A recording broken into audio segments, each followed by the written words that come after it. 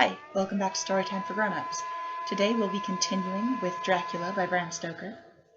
So far in our reading, we followed Jonathan Harker on his trip to Castle Dracula, accompanied him to his gruesome discovery of the nature of the Count, and saw as he attempted to escape. We then moved over to Mina, Jonathan's fiancée, and her friend Lucy.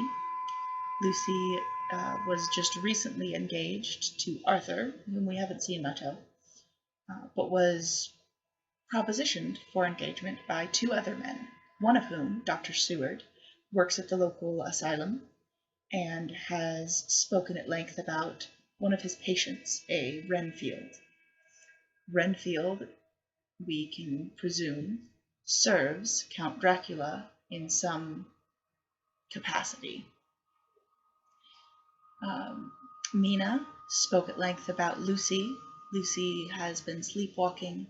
Lucy has come into contact with a tall, dark figure with glowing red eyes. On at least one occasion, Lucy is looking wan and pale, though at times looks better. And overall, Mina has no idea what's going on. So is very concerned for Lucy, has also been concerned for Jonathan, as she had not heard from him in quite some time. At the end of this last chapter, Mina was going to a sanatorium where Jonathan had been taken because he had been suffering from a brain fever, was very ill, and she had just received word of his location and his condition. And that is where we will begin for today. Chapter 9. Letter from Mina Harker to Lucy Westerner. Budapest, 24th August. My dearest Lucy, I know you will be anxious to hear all that has happened since we parted at the railway station at Whitby. Well, my dear, I got to Hull all right, and caught the boat to Hamburg, and then the train on here. I feel that I can hardly recall anything of the journey, except that I knew I was coming to Jonathan, and that as I should have to do some nursing, I had better get all the sleep I could. I found my dear one, oh, so thin and pale and weak-looking. All the resolution has gone out of his dear eyes, and that quiet dignity which I told you was in his face has vanished. He is only a wreck of himself, and he does not remember anything that has happened to him for a long time past. At least he wants me to believe so, and I shall never ask. He has had some terrible shock, and I fear it might tax his poor brain if he were to try to recall it. Sister Agatha, who is a good creature and a born nurse, tells me that he raved of dreadful things whilst he was off his head. I wanted her to tell me what they were, but she would only cross herself and say she would never tell, that the ravings of the sick were the secrets of God, and that if a nurse through her vocation should hear them, she should respect her trust. She is a sweet, good soul, and the next day, when she saw I was troubled, she opened up the subject again, and after saying that she could never mention what my poor dear raved about, added, I can tell you this much, my dear, that it was not about anything which he has done wrong himself, and you, as his wife-to-be, have no cause to be concerned. He has not forgotten you or what he owes to you. His fear was of great and terrible things, which no mortal can treat of. I do believe the dear soul thought I might be jealous, lest my poor dear should have fallen in love with any other girl. The idea of my being jealous about Jonathan!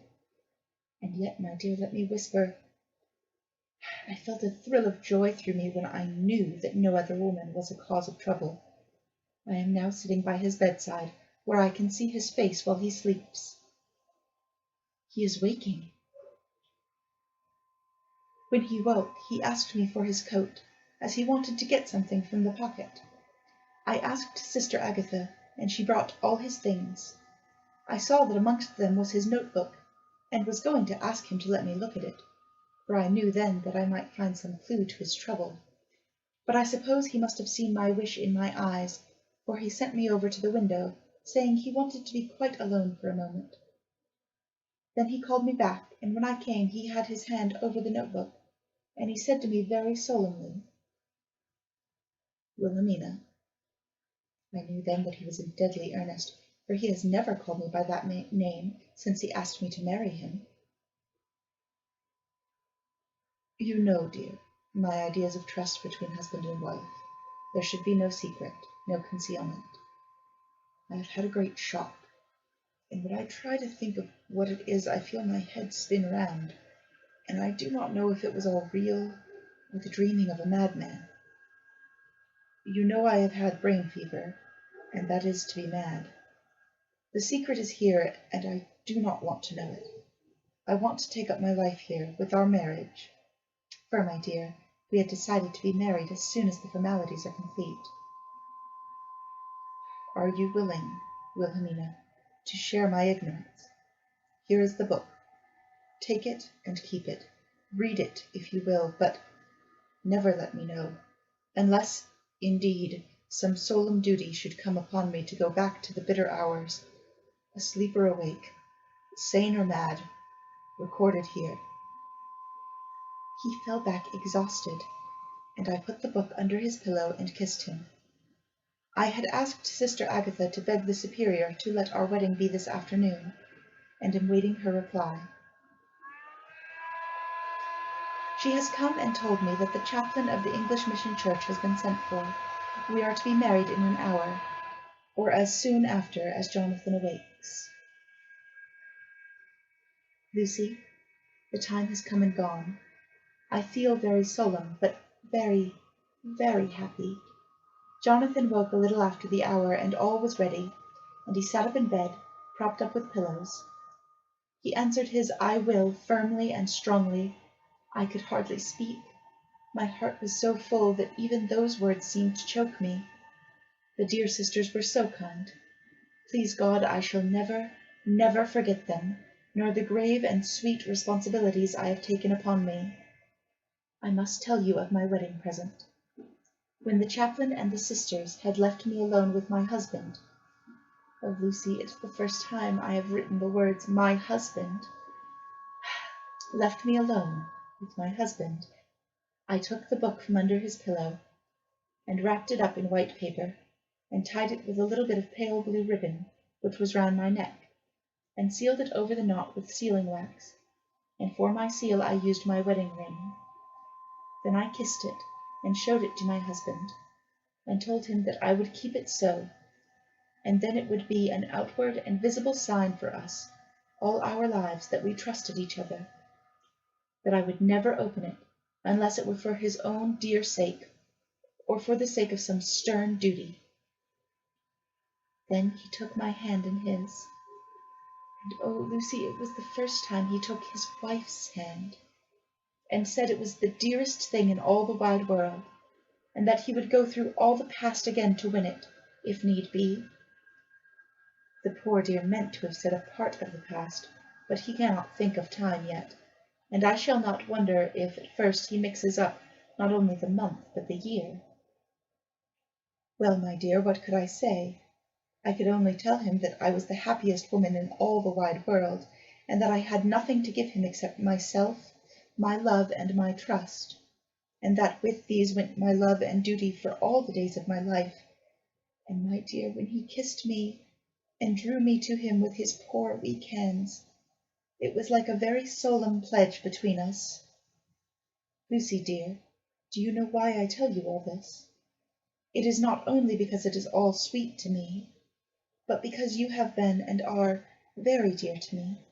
It was my privilege to be your friend and guide when you came from the schoolroom to prepare for the world of life. I want you to see now, and with the eyes of a very happy wife, whither duty has led me, so that in your own married life you too be all happy as I am. My dear, please Almighty God, your life may be all it promises, a long day of sunshine, with no harsh wind, no forgetting duty, no distrust. I must not wish you any pain, for that can never be, but I do hope you will always be as happy as I am now. Good-bye, my dear. I shall post this at once, and perhaps write you very soon again. I must stop, for Jonathan is waking. I must attend to my husband. Your ever-loving Mina Harker. Letter from Lucy Westerner to Mina Harker. Whitby, 30th August. My dearest Mina, Oceans of love and millions of kisses, and may you soon be in your own home with your husband. I wish you could be coming home soon enough to stay with us here. The strong air would soon restore Jonathan. It has quite restored me. I have an appetite like a cormorant, am full of life, and sleep well.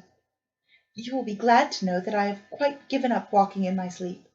I think I have not stirred out of my bed for a week, and that is when I once got into it at night. Arthur says I am getting fat. By the way, I forgot to tell you that Arthur is here. We have such walks and drives and rides and rowing and tennis and fishing together, and I love him more than ever. He tells me that he loves me more, but I doubt that, for at first he told me that he couldn't love me more than he did then. But this is nonsense. There he is, calling to me. So no more just at present from your loving Lucy. P.S. Mother sends her love. She seems better, poor dear. P.P.S. We are to be married on 28th September. Dr. Seward's Diary. 20th August. The case of Renfield grows even more interesting. He has now so far quieted that there are spells of cessation from his passion. For the first week after his attack he was perpetually violent. Then one night, just as the moon rose, he grew quiet, and kept murmuring to himself, "Now I can wait. Now I can wait." The attendant came to tell me, so I ran down at once to have a look at him. He was still in the strait waistcoat and in the padded room, but the suffused look had gone from his face, and his eyes had something of their own pleading, I might almost say cringing, softness. I was satisfied with his present condition, and directed him to be relieved. The attendants hesitated, but finally carried out my wishes without protest. It was a strange thing that the patient had humour enough to see their distrust, for coming close to me, he said in a whisper, all the while looking furtively at them, "They think I could hurt you. Fancy me hurting you, fools." It was soothing, somehow, to the feelings to find myself dissociated, even in the mind of this poor madman, from the others, but all the same I do not follow his thought. Am I to take it that I have anything in common with them, so that we are, as it were, to stand together? Or has he to gain from me some good so stupendous that my well-being is needful to him? I must find out later on. Tonight he will not speak.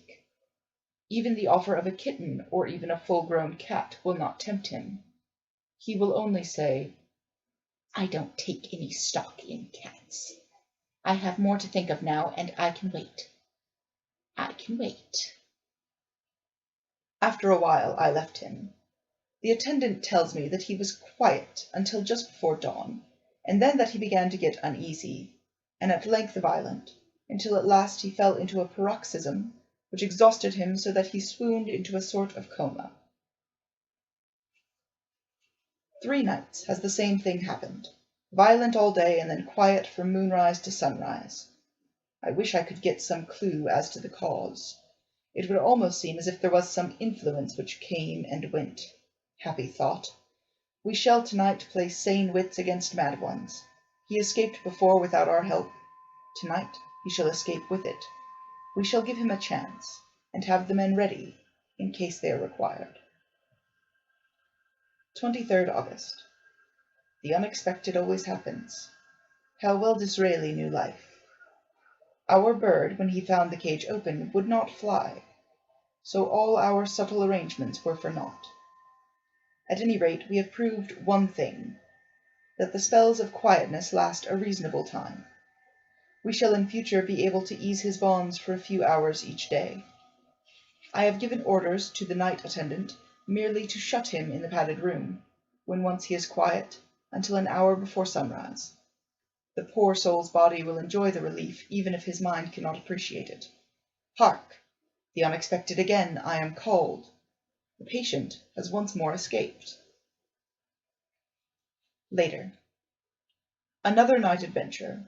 Renfield artfully waited until the attendant was entering the room to inspect. Then he dashed out past him and flew down the passage. I sent word for the attendants to follow. Again he went into the grounds of the deserted house, and we found him in the same place, pressed against the old chapel door. When he saw me, he became furious, and had not the attendants seized him in time, he would have tried to kill me.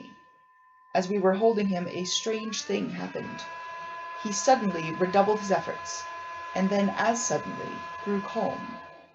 I looked round instinctively, but could see nothing. Then I caught the patient's eye and followed it, but could trace nothing as it looked into the moonlit sky, except a big bat, which was flapping its silent and ghostly way to the west. Bats usually flit and wheel about, but this one seemed to go straight on, as if it knew where it was bound for or had some intention of its own. The patient grew calmer every instant, and presently said, "You needn't tie me. I shall go quietly." Without trouble we came back to the house. I feel there is something ominous in his calm, and shall not forget this night. Lucy Westenra's diary. Hillingham, 24th August. I must imitate Mina and keep writing things down. Then we can have long talks when we do meet. I wonder when it will be. I wish she were with me again, for I feel so unhappy.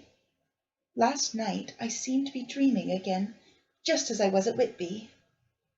Perhaps it is the change of air, or getting home again. It is all dark and horrid to me, for I can remember nothing.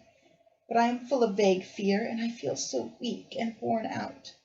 When Arthur came to lunch, he looked quite grieved when he saw me, and I hadn't the spirit to try to be cheerful. I wonder if I could sleep in Mother's room tonight.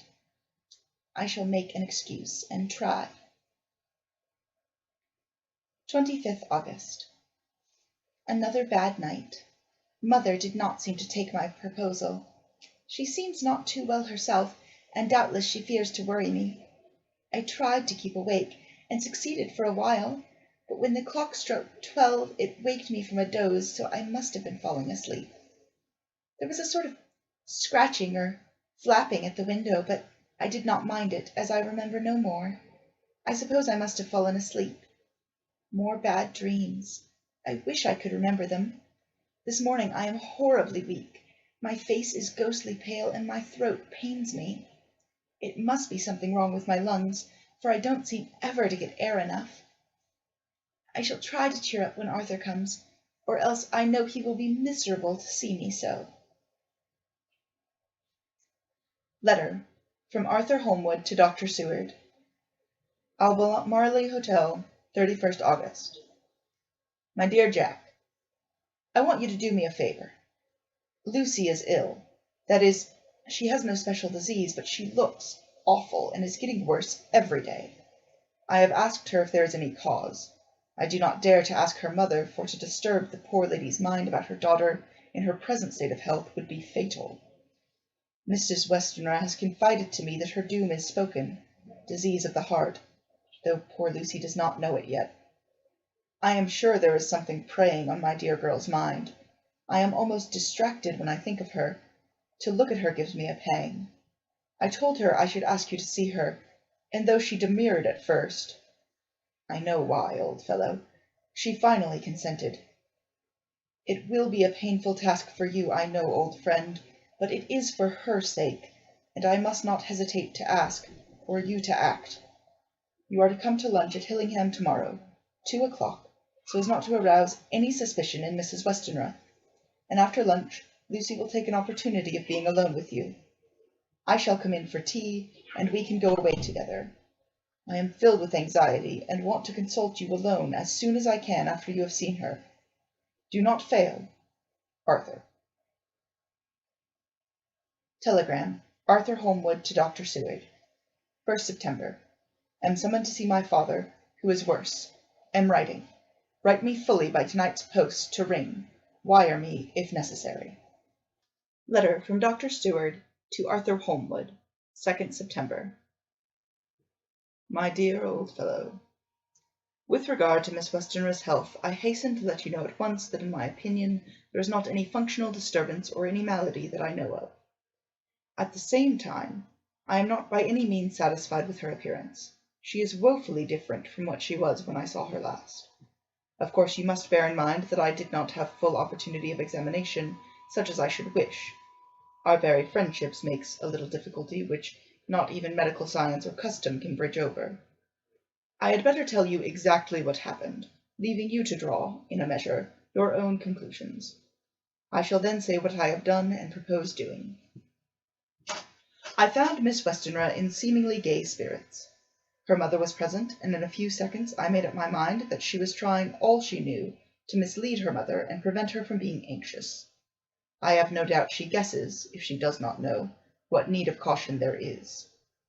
We lunched alone, and as we all exerted ourselves to be cheerful, we got, as some kind of reward for our labours, some real cheerfulness amongst us. Then Mrs. Westenra went to lie down, and Lucy was left with me. We went into her boudoir, and till we got there her gaiety remained, for her servants were coming and going. As soon as the door was closed, however, the mask fell from her face, and she sank down into a chair with a great sigh, and hid her eyes with her hand. When I saw that her high spirits had failed, I at once took advantage of her reaction to make a diagnosis. She said to me very sweetly, "I cannot tell you how I loathe talking about myself." I reminded her that a doctor's confidence was sacred, but that you were grievously anxious about her. She caught on to my meaning at once, and settled that matter in a word.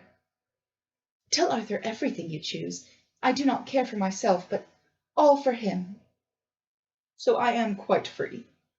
I could easily see that she is somewhat bloodless, but I could not see the usual anemic signs, and by a chance I was actually able to test the quality of her blood, for in opening a window which was stiff, a cord gave way, and she cut her hand slightly with broken glass. It was a slight matter in itself, but it gave me an evident chance, and I secured a few drops of the blood and have analyzed them. The qualitative analysis gives a quite normal condition, and shows, I should infer, in itself a vigorous state of health. In other physical matters I was quite satisfied that there is no need for anxiety, but as there must be a cause somewhere, I have come to the conclusion that it must be something mental. She complains of difficulty in breathing satisfactorily at times, and of heavy lethargic sleep, with dreams that frighten her, but regarding which she can remember nothing. She says that as a child she used to walk in her sleep, and that when in Whitby the habit came back, and that once she walked out into the night and went to Eastcliff, where Miss Murray found her, but she assures me that of late the habit has not returned. I am in doubt, and so have done the best thing I know of. I have written to my old friend and master, Professor Van Helsing, of Amsterdam, who knows as much about obscure diseases as any one in the world. I have asked him to come over, and as you told me that all things were to be at your charge, I have mentioned to him who you are and your relations to Miss Westenra. This, my dear fellow, is in obedience to your wishes, for I am only too proud and happy to do anything I can for her. Van Helsing would, I know, do anything for me for a personal reason, so, no matter on what ground he comes, we must accept his wishes. He is a seemingly arbitrary man, but this because he knows what he is talking about better than anyone else. He is a philosopher and a metaphysician, and one of the most advanced scientists of his day, and he has, I believe, an absolutely open mind. This, with an iron nerve, a temper of the ice-brook, an indomitable resolution, self-command, and toleration exalted from virtues to blessings, and the kindliest and truest heart that beats. These form his equipment for the noble work that he is doing for mankind. Work both in theory and practice, for his views are as wide as his all-embracing sympathy. I tell you these facts that you may know why I have such confidence in him. I have asked him to come at once. I shall see Miss Westenra tomorrow again. She is to meet me at the Stores, so that I may not alarm her mother by too early a repetition of my call. Yours always, John Seward. Letter from Abraham Van Helsing, M.D., Doctor of Philosophy, Doctor of Literature, etc., etc., to Dr. Seward. 2nd September. My good friend, when I received your letter, I am already coming to you. By good fortune, I can leave just at once, without wrong to any of those who have trusted me. Were fortune other, Then it were bad news to those who have trusted, for I come to my friend when he call me to aid those he holds dear. Tell your friend that when that time you suck from my wound so swiftly the poison of the gangrene from that knife that our other friend, too nervous, let slip, you did more for him when he wants my aids, and you call for them than all his great fortune would do. But it is pleasure added to do for him, your friend. It is to you that I come. Have then rooms for me at the Great Eastern Hotel, so that I may be near to your hand, and please it so arrange that we may see the young lady not too late on tomorrow, for it is likely that I may have to return here that night. But if need be, I shall come again in 3 days, and stay longer if it must. Till then, good-bye, my friend John. Van Helsing. Letter from Dr. Seward to Arthur Holmwood. 3rd September. My dear Art, Van Helsing has come and gone. He came on with me to Hillingham, and found that, by Lucy's discretion, her mother was lunching out, so that we were alone with her. Van Helsing made a very careful examination of the patient. He is to report to me, and I shall advise you, for of course I was not present all the time. He is, I fear, much concerned, but says he must think. When I told him of our friendship and how you trust me in the matter, he said, "You must tell him all you think. Tell him what I think, if you can guess it, if you will. Nay, I am not jesting. This is no jest, but life and death, perhaps more." I asked what he meant by that, for he was very serious. This was when he had come back to town, and he was having a cup of tea before starting on his return to Amsterdam. He would not give me any further clue. You must not be angry with me, Art, because his reticence means that all his brains are working for her good. He will speak plainly enough when the time comes, be sure. So I told him I would simply write an account of our visit, just as if I were doing a descriptive special article for the Daily Telegraph. He seemed not to notice, but remarked that the smuts in London were not quite so bad as they used to be when he was a student here. I am to get his report tomorrow, if he can possibly make it. In any case, I am to have a letter. Well, as to the visit. Lucy was more cheerful than on the day I first saw her, and certainly looked better. She had lost something of the ghastly look that so upset you, and her breathing was normal. She was very sweet to the professor, as she always is, and tried to make him feel at ease, though I could see that the poor girl was making a hard struggle for it. I believe Van Helsing saw it too, for I saw the quick look under his bushy brows that I knew of old. Then he began to chat of all things except ourselves and diseases, and with such an infinite geniality that I could see poor Lucy's pretence of animation merge into reality. Then, without any seeming change, he brought the conversation gently round to his visit, and suavely said, "My dear young miss, I have the so great pleasure because you are so much beloved. That is much, my dear, ever were there that I would not see. They told me that you were down in the spirit, and that you were a ghostly pale. To them I say, poof!" And he snapped his finger at me and went on. "But you and I shall show them how wrong you are. How can he—" and he pointed at me with the same look and gesture as that with which once he pointed me out to his class on, or rather after, a particular occasion which never fails to remind me of, "know anything of a young lady's. He has his madams to play with, and to bring them back to happiness, and to those that love them. It is much to do, and but there are rewards, in that he can bestow such happiness. But the young ladies? He has no wife nor daughter. And the young do not tell themselves to the young, but to the old, like me, who have known so many sorrows and the causes of them. So, my dear, we will send him away to smoke the cigarette in the garden, whilst you and I have a little talk all to ourselves." I took the hint, and strolled about, and presently the professor came to the window and called me in. He looked grave, but said, "I have made a careful examination, but there is no functional cause. With you I agree that there has been much blood lost. It has been, but is not. But the conditions of her are in no way anemic. I have asked her to send me her maid, that I may ask just 1 or 2 questions, so that I may not chance to miss nothing. I know well what she will say, and yet there is cause. There is always cause for everything. I must go back home and think. You must send to me again, telegram every day. and if there be cause, I shall come again. The disease, for not to be all well is a disease, interest me. And the sweet young dear, she interest me too. She charm me, and for her, if not for you or disease, I come. As I tell you, he would not say a word more, even when we were alone. And so now, Art, you know all I know. I shall keep stern watch. I trust your poor father is rallying. It must be a terrible thing to you, my dear old fellow, to be placed in such a position between two people who are both so dear to you. I know your idea of duty to your father, and you are right to stick to it. But, if need be, I shall send you word to come at once to Lucy. So do not be over-anxious unless you hear from me.